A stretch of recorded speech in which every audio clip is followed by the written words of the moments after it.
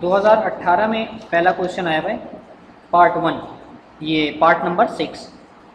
A system absorbs 1147 joules of heat, तो उसको मैंने प्लस में लिख दिया, एंड लॉसेस 233 जूल, जो हीट लॉस है उसे मैंने माइनस से लिख दिया। By conduction to the surrounding and deliver 614 joules of work, और जो वर्क जाना है वो कितना है 614 joule. Calculate the change in internal energy. So सबसे पहले मुझे डेल्टा क्यू कैलकुलेट करना है कि जो हीट एब्जॉर्ब है और जो हीट लॉस है उससे डेल्टा क्यू निकाला है। सो दोनों को मैंने सब्ट्रैक्ट करवा दिया क्योंकि ये ऑलरेडी माइनस में।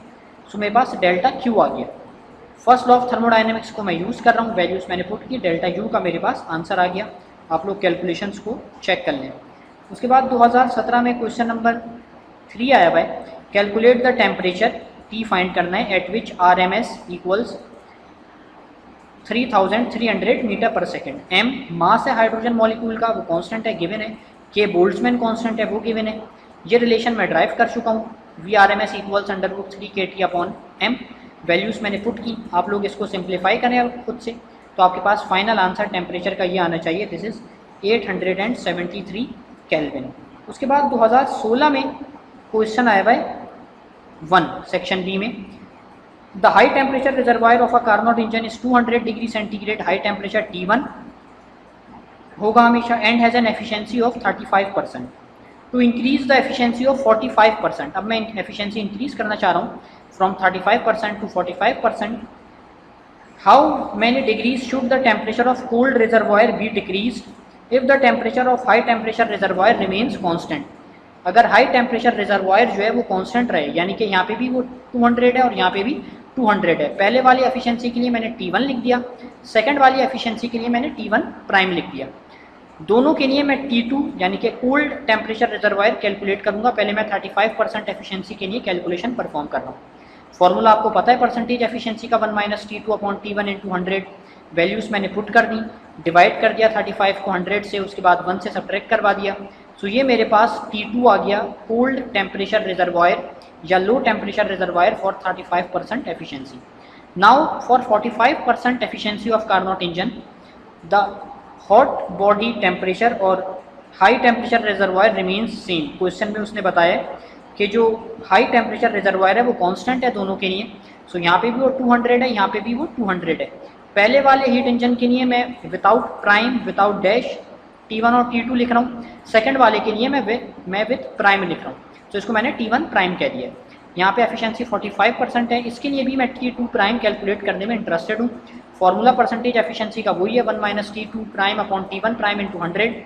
वैल्यूज़ मैंने पुट कर दी, डिवाइड करवा दिया। आप लोग देखें, सॉल्व करें इसको। After dividing 45 with 100, 0.45, right hand side as it is, उसके बाद रीअरेंज कर लिया।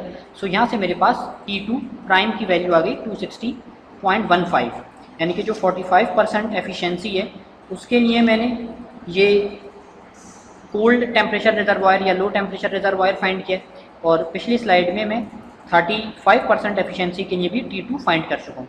नोट मैंने आपको लिखवाया था कार्नोट इंजन पढ़ाते वक्त, और मैंने बताया था कि अगर मुझे decrease in temperature of cold reservoir calculate करना है in case of increasing efficiency, तो वो किसके इक्वल था, T2 - T2 प्राइम। ये मैं पीछे स्लाइड में बता चुका हूँ। कार्नोट इंजन के टॉपिक में नोट में मैंने कुछ पॉइंट्स लिखवाए थे, उसमें ये फॉर्मूला बताया था। सो T2 मैं पिछले उसमें कैलकुलेट कर चुका हूँ, T2 प्राइम मैंने यहाँ कैलकुलेट किया है। आप अपने तौर पर सब्ट्रैक्ट करें, सो ये आंसर आ जाएगा।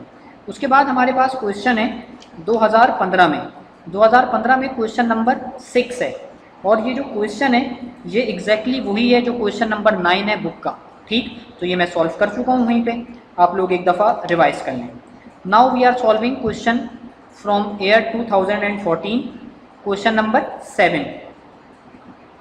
Calculate the root mean square speed. उसी तरीके से हमें RMS कैलकुलेट करना है of oxygen molecule at 800 kelvin. Temperature हमें कितना गिवन है, 800 केल्विन, और यहाँ पे हमें जो गिवन है मास वो मोलर मास है। मोलर मास कितना है, 32 ग्राम। सो इसको मैं अगर 1000 से डिवाइड कर लूँ तो ये कितना हो जाएगा, 0.032 किलोग्राम, और ये कैपिटल M से मैं रिप्रेजेंट कर रहा हूँ। ये वाले न्यूमेरिकल्स में जहाँ पे आपको मोलर मास गिवन है वहाँ पे आप 3 kT/m वाला फॉर्मूला यूज़ नहीं करेंगे, बल्कि वहाँ पे आप ये फॉर्मूला यूज़ करेंगे 3 × R × T divide by M।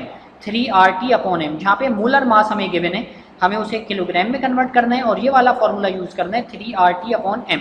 R universal gas constant है, इसकी वैल्यू हमें यहाँ पे गिवन है। सो 3RT/m वैल्यूज़ आपको सारी गिवन है, आप सॉल्व करें, ये आंसर आपके पास आ जाएगा। Now we are solving question number 10 from 2013। The difference of temperature between a hot and a cold body is 120 degree centigrade. जब भी हमें टेम्परेचर डिफरेंस गिवन होगा, हम उसे डिग्री सेंटीग्रेड में लिखें या केल्विन में लिखें, कोई फ़र्क नहीं पड़ेगा, हमें 273 प्लस करने की ज़रूरत नहीं है, एज इट इज़ हम लिख सकते हैं। सो टेम्परेचर डिफरेंस के लिए डिग्री सेंटीग्रेड और केल्विन में कोई फ़र्क नहीं है, तो मैंने डायरेक्ट से लिख दिया है, 273 प्लस मैं नहीं कर रहा।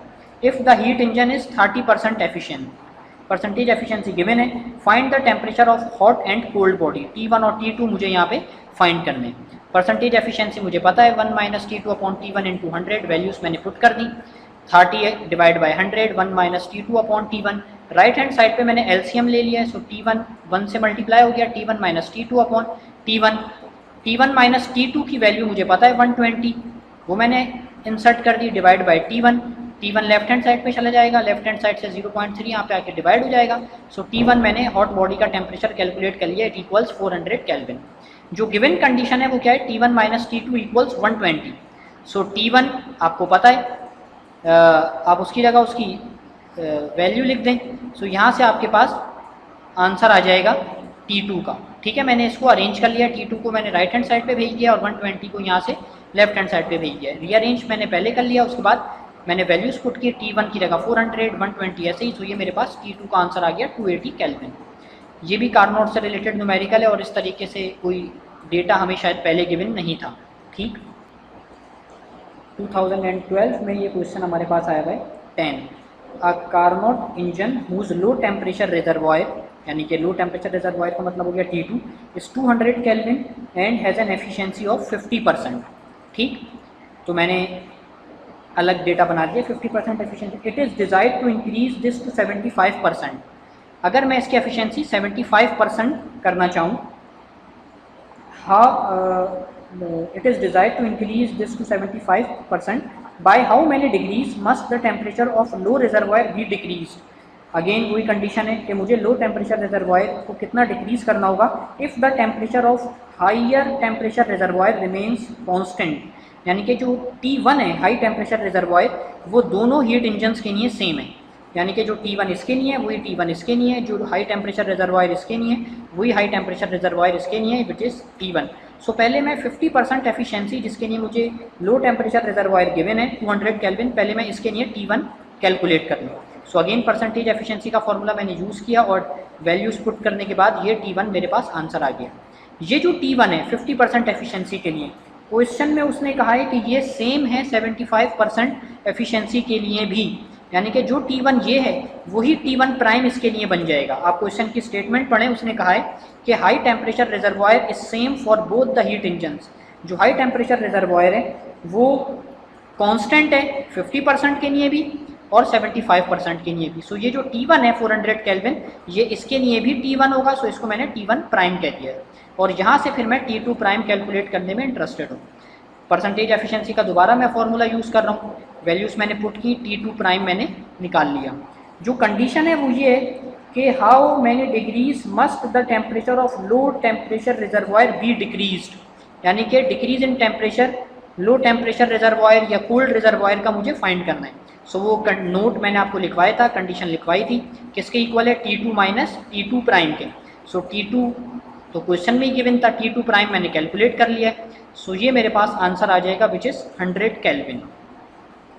जो क्वेश्चन नंबर 11 है उसका मैंने छोटा सा डेटा यहाँ पे बना दिया है पार्ट नंबर 6 का, और वो ये है कि एक 200 ग्राम का मेटल पीस है जिसका इनिशियल टेम्परेचर कितना है 150 डिग्री सेंटीग्रेड, और इस मेटल के लिए जो स्पेसिफिक हीट कैपेसिटी की वैल्यू है वो भी मुझे गिवन है, वो मैंने यहाँ पे लिख दी है। ठीक, तो उसके बाद जो बाकी डेटा है और कंडीशन है वो मैं नेक्स्ट उसमें आपको फिर बताऊंगा कि ये न्यूमेरिकल डिफ़िकल्ट है तो किस तरीके से आपने सॉल्व करना है डेटा बना के।